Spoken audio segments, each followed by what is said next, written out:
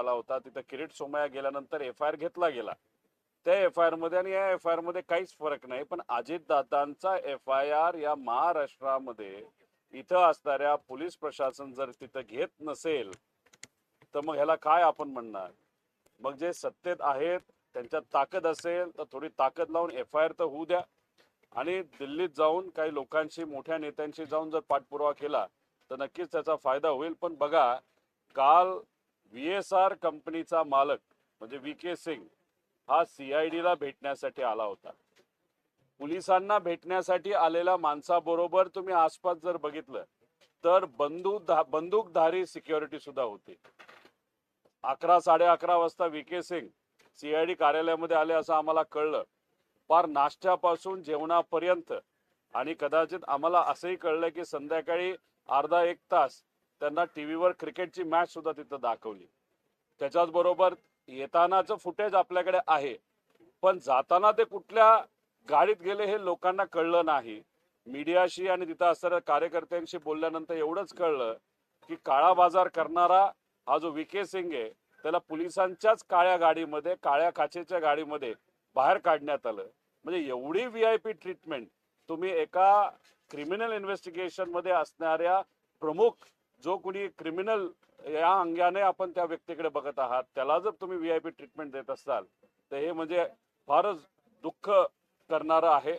आज संध्याकाळी 4 वाजता मी CID ला जाणार आहे. माझ्याकडे जी काही कागदपत्र नवीन आलेले आहेत मी त्यांना ती देईलच. तर त्याच्याच बरोबर त्यांनी आम्हाला सांगितलं होतं AIB चा रिपोर्ट हा आल्यानंतर आम्ही FIR करू. मग आज जाऊन आम्ही त्यांना विचारणार आहोत की तुम्ही FIR करणार आहात का. तसं बघितलं तर लिगली ते FIR केलं पाहिजे, पण बघूया. त्यामुळे सत्तेत असणारे, दादांबरोबर काम करणारे, दादांच्या फार जवळचे असणाऱ्या सर्व लोकांना मला एवढं सांगायचं, तुम्ही सत्तेत असताना सुद्धा इन्व्हेस्टिगेशन ज्या दिशेने जायला पाहिजे, ज्या ताकदीने इन्व्हेस्टिगेशन व्हायला पाहिजे, पारदर्शक पद्धतीने व्हायला पाहिजे, FIR त्या ठिकाणी घेतला गेला पाहिजे. दुर्दैवाने त्या गोष्टी होत नाहीत. याच्यावरच समजून घ्या सत्तेत असून सुद्धा काही प्रमाणात तुम्हाला अजितदादांना न्याय देता येत नाही. त्यामुळे कृपा करून तुमची ताकद, तुमच्या सत्तेचा वापर करून कुठंतरी या इन्व्हेस्टिगेशनला दिशा देण्यासाठी प्रामाणिकपणे प्रयत्न करा. एवढीच विनंती त्या लोकांना मी त्या ठिकाणी करतो. मुख्यमंत्र्यांची ती भेट आहे हे समजायला वेळ का लागला? पक्षपाताचा संशय आहे हे समजायला वेळ का लागला? नाही, तो त्यांना विचारलं पाहिजे, त्यांना त्या ठिकाणी उशीर का लागला. आता ठीक आहे, आम्ही आमच्या लेवलवर तिथं लढतोय. आमचं फक्त एवढंच, जेवढा उशीर केला जाईल तेवढे कागदपत्र हे रंगवले जातील, हे आम्ही सुरुवातीपासून तिथं सांगतोय. म्हणूनच तुम्ही जर बघितलं तर महिना, आता 1.5 महिना होईल काही दिवसानंतर, तरी सुद्धा त्या VK सिंगला नाही तर त्याच्याकडे असणारे कागदपत्र अजून सुद्धा ताब्यात घेतले नाहीत. आणि मग त्या अनुषंगाने कुठंतरी हे इन्व्हेस्टिगेशन मॅनेज केलं जातंय, काही लोकांना वाचवलं जातंय असं आपल्याला म्हणावं लागेल. सुरुवातीपासून आम्ही म्हणतोय की ह्याच्या मागे काहीतरी कॉन्स्पिरसी आहे, पण कॉन्स्पिरसी आहे असं बोलून सुद्धा, बरेच पुरावे देऊन सुद्धा इन्व्हेस्टिगेशन काही योग्य दिशेने गेलं नाही. CBI कडे प्रस्ताव पाठवलाय असं म्हणतात. सुशांत सिंगच्या बाबतीत तिथे बिहारच्या मुख्यमंत्र्यांनी प्रस्ताव पाठवल्यानंतर 2 दिवसामध्ये प्रस्ताव हा CBI ने स्वीकारला. आणि महाराष्ट्रातला मराठी नेता दुर्दैवी मृत्यू त्या ठिकाणी ऍक्सिडेंट मध्ये होऊन सुद्धा CBI कडे हा प्रस्ताव पाठवून सुद्धा 22 दिवस झाले तरी प्रस्ताव तिथं स्वीकारला जात नाही. हे का, हे प्रश्न लोकांना पडलेत, पण सत्तेत असणाऱ्या लोकांना सुद्धा हे पडले असावेत मला असं वाटतं. त्यामुळे कसा ज्या पद्धतीने पाठपुरावा करता येईल तो करावा, व कृपा करून न्याय द्यावा एवढीच विनंती तिथं करतो.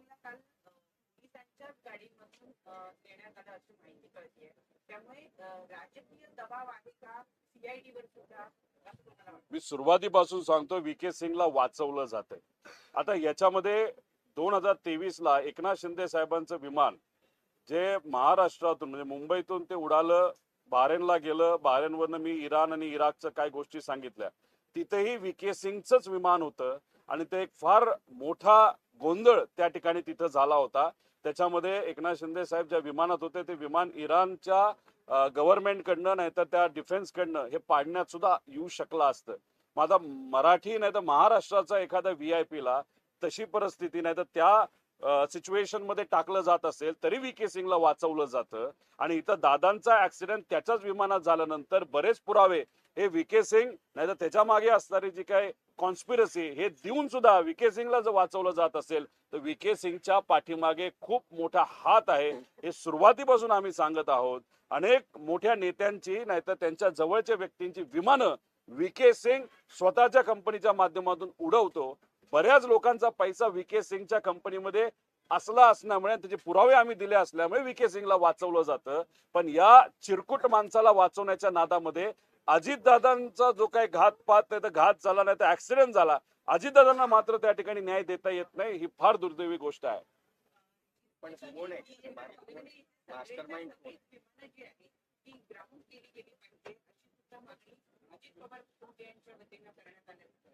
नाही,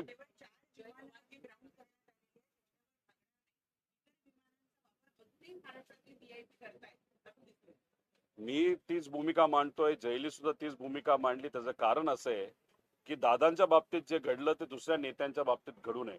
त्याच्याबरोबर दुर्दैवी गोष्ट एवढीच की आम्ही VSRच्या विरोधात लढतोय आणि तिथं सुनित्रा काकींचं जे काय ऑफिस आहे, जे कार्यालय, जे अधिकारी आहेत त्यांना एवढं कळत नाही की नाशिकला जाताना ज्या विमानातून त्या चालल्या होत्या ते सुद्धा VSRचंच होतं. त्यामुळे या बाबतीत कुठेतरी काळजी घेणं फार महत्वाचं आहे. जर लेअर जेटच्या बाबतीत नाहीतर जे काही ऍक्सिडेंट झालेलं अजितदादांचं विमान असेल, 23ला झालेलं ऍक्सिडेंट असेल आणि याच्या आधी काही गोष्टी तिथं घडल्या होत्या, ह्याच्यामध्ये जर VSR हे इन्व्हॉल्ड असेल तर मग एका विमानाच्या बाबतीत जर काम चुकारपणा ते करत असतील तर मग दुसऱ्या विमानाच्या बाबतीत सुद्धा काम चुकारपणा करू शकतील. नाहीतर मग असं कोणातरी सांगायचा प्रयत्न आहे का की अजितदादांच्याच विमानामध्ये काम चुकारपणा केला, तो माहिती होता, मग त्याच्या मागे काहीतरी एक कॉन्स्पिरसी होती, त्याच्या मागे घात करण्याचं कुठेतरी प्लॅनिंग झालं होतं म्हणून दादांच्या बाबतीतच ते विमान वापरलं गेलं. दुर्दैवाने दादांच्या बाबतीत तो ऍक्सिडेंट झाला. ही गोष्ट काही लोकांना माहिती असल्यामुळे त्यांच्या मनामध्ये असेल की नाही, दादांच्या विमानामध्ये मुद्दामूनच ते आपण क्रॅश केलं, बाकीच्या विमानं हे क्रॅश होणार नाहीत VSRची, म्हणून हे बाकीचे नेते VSRचं विमान वापरतात का? मग कुठेतरी आतली एखादी गोष्ट या नेत्यांना लोकांना माहित आहे का असा प्रश्न साहजिकच त्या ठिकाणी निर्माण होतो. त्यामुळे जर दादांच्या विमानाच्या बाबतीत जर ऍक्सिडेंट झाला असेल आणि त्यात काही नॉन कम्प्लायन्सेस असेल, हे DGCRच म्हणतंय, तर मग त्या बाबतीत बाकी विमानामध्ये सुद्धा नॉन कम्प्लायन्स असू शकतो आणि ऍक्सिडेंट होऊ शकतो. त्या बाबतीत काळजी घ्यावी.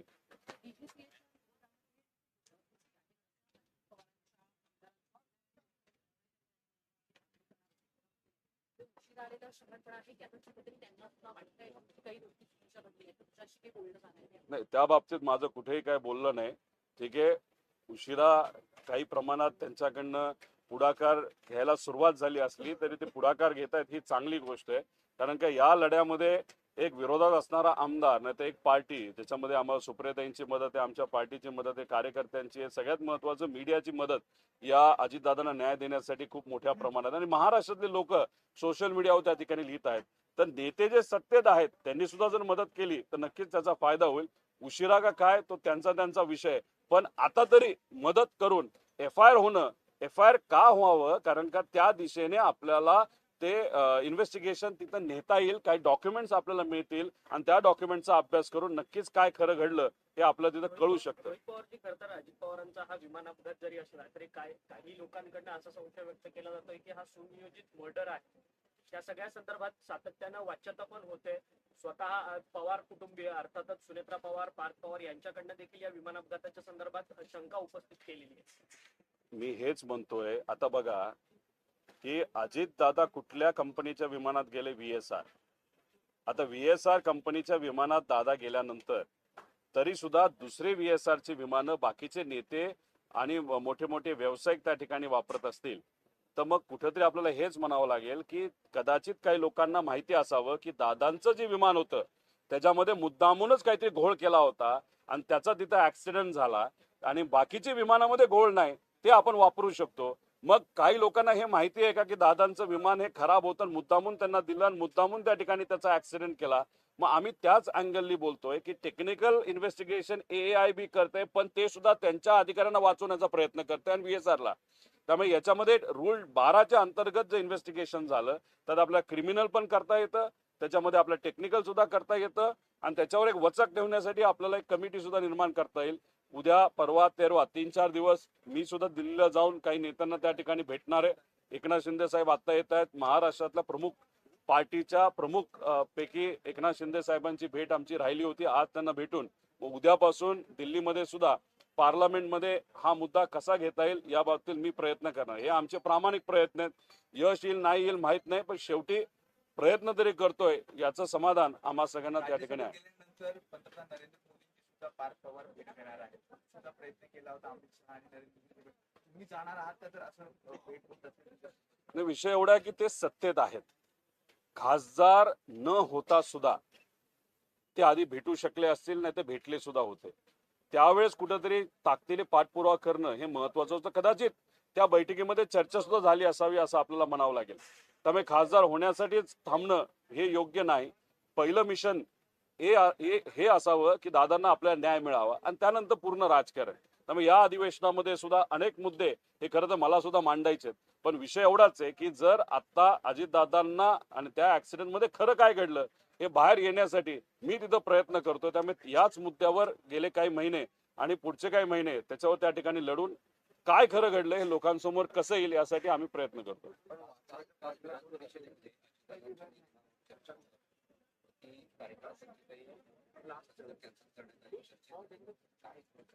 नाही त्याच्यावर जास्त मी काय बोलणार नाही, पण असं कळतं की सोमवार मंगळवारी त्या बाबतीत चर्चा होईल.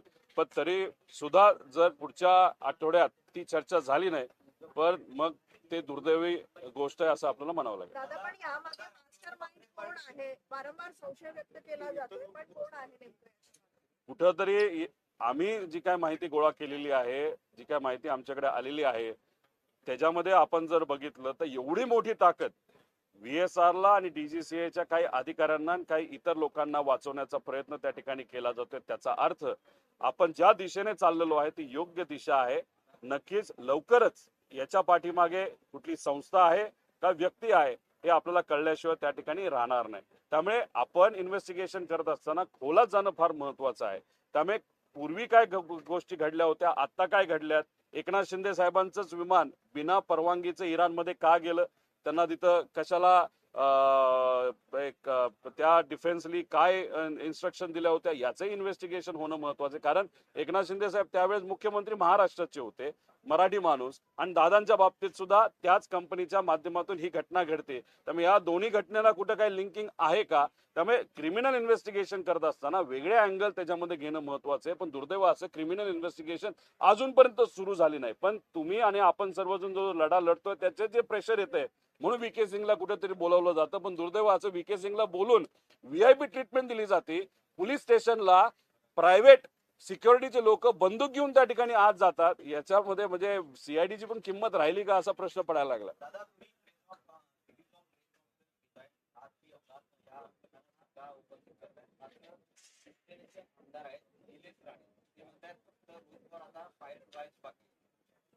नाही आता पायलट व्हायचं बाकी ठीक आहे, मला पायलट बनायचंच होतं. उद्या जाऊन कधीतरी पायलट बनेल, त्यामुळे नका काळजी करू म्हणावं. आणि त्यांनाही सांगतो की VSR मधून ट्रॅव्हल करू नका. मी जेव्हा पायलट होईल, मी जेव्हा विमान उडवेल तेव्हा विश्वासाने माझ्या विमानात बसा. आम्ही काय घातपात करणारी माणसं त्या ठिकाणी नाहीत. पण त्यांनाच एक सांगायचं आहे की घातपात करणाऱ्या लोकांपासून त्यांनी तरी त्या ठिकाणी सांभाळून राहावं एवढं त्या ठिकाणी सांगतो. कल बीते उनकी इंक्वायरी हुई CID द्वारा और आप दोहरा रहे हैं कि उनको किसी तरह की VIP ट्रीटमेंट दी गई, क्या उन्हें स्पेशल ट्रीटमेंट दी? देखो VK सिंह सुबह 11 साढ़े 11 बजे CID के जो मुख्यालय पुणे में है वहाँ पे वो आए थे. उसके बाद हमको जो पता चला कि इंक्वायरी या उनके साथ बातचीत बहुत कम टाइम तक हुई, लेकिन उनको वहाँ पे 8 घंटा रखा गया. उस 8 घंटे में उनको चाय दी, कॉफी दी, बिस्किट दी, खाना दी. शाम को तो इंडिया वर्सेस इंग्लैंड की मैच भी दिखाई. अभी वो आते वक्त खुद के प्राइवेट गाड़ी में आए, लेकिन CID के ऑफिस में आते वक्त प्राइवेट सिक्योरिटी वो लेके आए थे जिनके पास गन्स भी थे. अभी CID के पास आप आ रहे हो, इन्वेस्टिगेशन वहां पे चल रहा है, वहां पे आप सिक्योरिटी लेके अगर आ रहे हो और वो परमिशन वहां पे मीडिया को आने की परमिशन नहीं है CID में, लेकिन आर्म्ड जो प्राइवेट सिक्योरिटी उनको वहां पे परमिशन वहां पे दी. उसी के साथ आते वक्त VK से हम सबको दिखे, जाते वक्त दिखे नहीं. उसका कारण है कि पुलिस की जो गाड़ी थी ब्लैक कलर की, उसके ग्लासेस से उसमें उनको बाहर निकाला गया, ऐसे वहां पे कहा जाता है. अभी मीडिया से VK सिंह क्यों डरता है, मीडिया से क्यों नहीं बात करना चाहता, और 8 घंटा आप उसको बिठाने के बाद थोड़े बहुत चर्चा वहां पे हुई. उसके बाद उसको क्या मतलब वहां पे क्या चर्चा है वो भी देखने की वहां पे जरूरत है। मैं खुद आज 4 बजे सीआईडी का मुख्यालय पुणे में वहां पे जा रहा हूँ।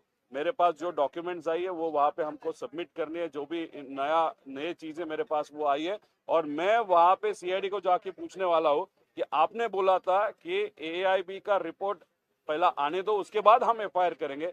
अभी रिपोर्ट आके 5 दिन हो गया। अभी हमारी अपेक्षा है कि आज हम वहां पे जाने के बाद एफआईआर वहां पे ली जाएगी। किसके द्वारा डाला जा रहा है? मैंने अगर आप देखें तो बहुत सारे प्रेजेंटेशन के माध्यम से जो सत्ता में पार्टियां हैं, जैसे कि टीडीपी पार्टी है, उनका लिंकिंग आप सबके सामने हमने लाया था।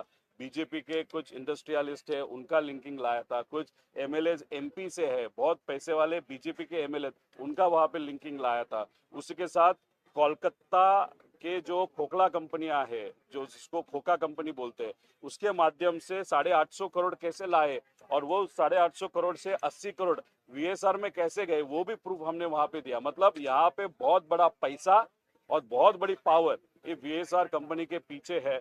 और इसके पीछे ये जो लोग हैं वो शायद प्रेशर ला रहे कि अजीत दादा को वहां पे न्याय न दिया जाए या इन्वेस्टिगेशन प्रॉपरली नहीं किया जाए, वीएसआर को बचाया जाए, जिसके कारण ये जो नेता है वो बचेंगे।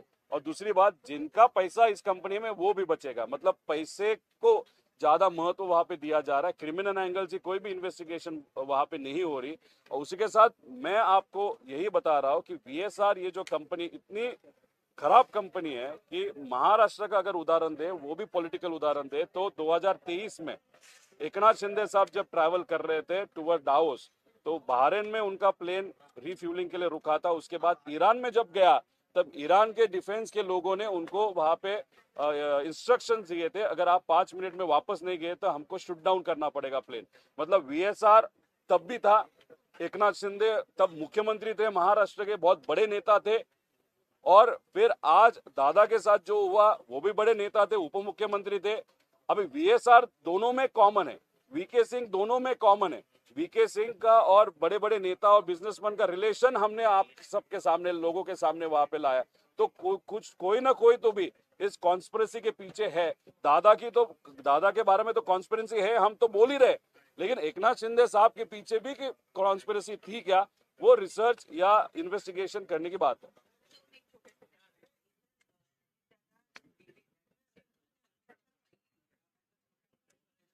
त्यांना अल्पसंख्याक दर्जा दिलेला होता, तो एक विषय चौकशीचा विषय सुरू आहे।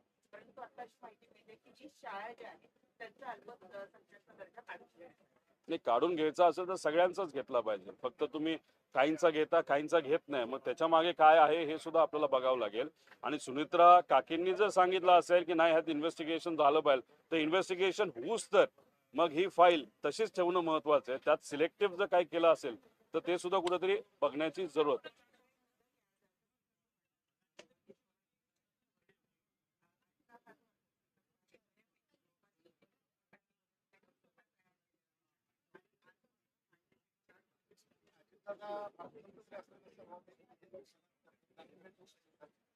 महाविकास आघाडी असताना त्यांनी नक्कीच त्यावेळेस तिथं मला सपोर्ट केला, पण नंतर आपण बघितलं तर महायुतीचा जो काही धर्म होता त्यांनी तिथं पाळला। त्यानंतर मला त्यांनी निधी दिला नाही, पण जेव्हा केव्हा आम्ही त्यांना भेटायचो, काही अडचण असेल तर ती अडचण सोडवण्याचे प्रामाणिक प्रयत्न त्या ठिकाणी करायचे। राहिला प्रश्न बजेट मांडण्याचा, अजून 2 वेळा जर बजेट दादांनी तिथं मांडलं असतं तर या महाराष्ट्रामध्ये सगळ्यात जास्त वेळा बजेट मांडणारा कोण नेता होता, तर अजितदादांचं नाव त्याच्यामध्ये घेतलं गेलं असतं। ही दुर्दैवी घटना जर घडली नसती तर नक्कीच दादा यावेळेस सुद्धा त्यांनी मांडलं असतं, पुढच्या वेळेस त्यांनी मांडलं असतं। आणि या राज्यातलं एक जे एक मानाचं पद नाही तर मानाचं जी गोष्ट आहे की अर्थसंकल्प सगळ्यात जास्त मांडणारा एक नेता म्हणून त्यांचं नाव घेतलं जातं, हे आज होणार नाही, याचं दुःख नक्कीच आहे। आणि दादा मांडत असताना फायनान्शियली सुद्धा ते फार स्ट्रिक्ट असायचे की राज्याला कुठं अडचण आली नाही पाहिजे, उगाच एखादी योजना आणायची म्हणून आणणं हे योग्य नाही, त्याच्या मागे जर प्रोव्हिजन असेल तरच ती योजना आणणं तिथं महत्वाचं आहे। त्यामुळे कुठेतरी एक शिस्त असायची।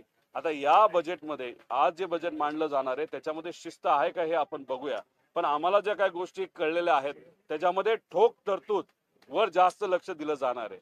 ठोक तरतूद कधी दिली जाते तर आज त्याच्याबद्दल म्हणजे एखादा प्रोजेक्ट हा डिक्लेअर केला जात नाही. ठोकच्या अंतर्गत त्या विभागाला पैसे दिले जातात आणि मग पुढचे 6 महिने 7 महिने त्या ठोक तरतुदीचा वापर तिथं केला जातो.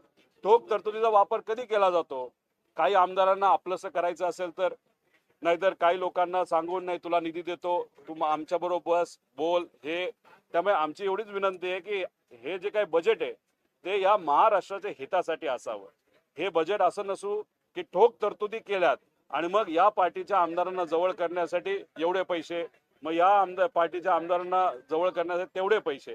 त्यामुळे महाराष्ट्राच्या हितासाठी हे बजेट असेल असं बघूया. पण बजेट एकदा प्रेझेंट होऊ द्या आज, मग त्यानंतर नक्कीच या विषयामध्ये आम्ही डिटेलमध्ये जाऊन बोलू.